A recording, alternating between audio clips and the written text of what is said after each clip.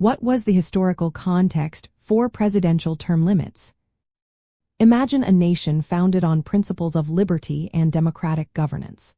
In the early years of the United States, leaders like George Washington set important precedents by voluntarily stepping down after serving 2 terms as president.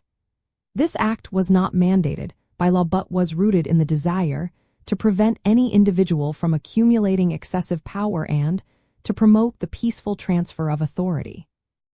Washington's decision became a powerful symbol of Republican ideals and set a standard for future presidents. As the country grew and political parties became more organized, concerns about the potential for a president to hold power indefinitely increased.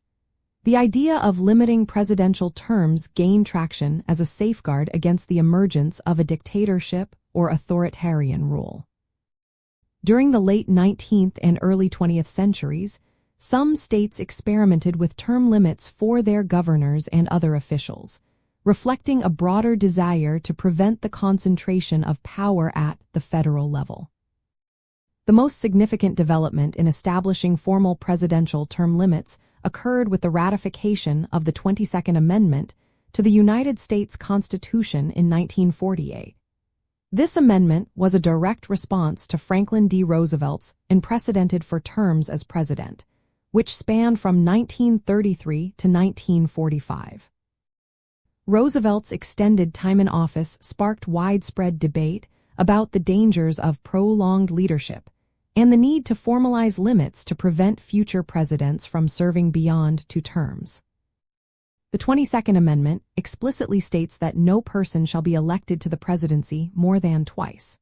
This legal restriction was designed to reinforce the democratic principle that power should be regularly transferred and to prevent any individual from establishing a prolonged hold on the executive branch. The amendment also addressed concerns about the potential for incumbency advantages and the risks of an entrenched political elite.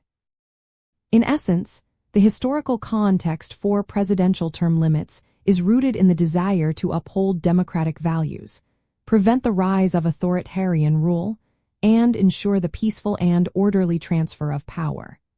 It reflects a collective effort to balance leadership stability with the fundamental principles of liberty and accountability that underpin the American political system.